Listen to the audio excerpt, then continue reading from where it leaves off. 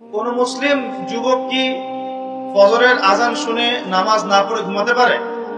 আবার দুপুর 12টায় ঘুম থেকে উঠতে পারে? দুপুর 2টায় নাস্তা করতে পারে? বিকেল সময়টা গার্লফ্রেন্ডের সাথে ঘুরতে পারে? সন্ধ্যাবেলায় বন্ধুদের সাথে আড্ডাবাজি করে, জুয়া খেলে, বারে সময় কাটিয়ে রাতে আবার এসে ইন্টারনেট চালাতে চালাতে 3টা 4টা 5টা বাজে, তখন ঘুমিয়ে যায়। এই হচ্ছে এখনকার যুব সমাজের আদর্শ। একটা অসুস্থ প্রজন্ম তৈরি করছি আমরা, অসুস্থ প্রজন্ম। বিগত মনে হয় 40-50 বছর থেকে একটা প্রজন্ম তৈরি হয়েছে বাংলাদেশে, স্পেশালি আমাদের মতো ইয়াং জেনারেশন যারা আছো, একটা অসুস্থ প্রজন্ম তৈরি হয়েছে। বাবাকে সালাম দিতে এদের লজ্জা বোধ হয়, ঘরে ঢুকে মাকে সালাম দিবে লজ্জা পায়, বাসার থেকে বের হওয়ার সময় দোয়া করে বের হবে, মনে থাকে না। চুলটা কাটবে রাসূল সাল্লাল্লাহু আলাইহি ওয়াসাল্লাম মতো না, ওদের আদর্শ নেই।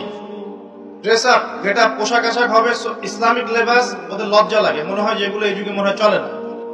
যদি ঢিলে ঢালা পোশাক পরি তাহলে আমি পিছিয়ে পড়বো।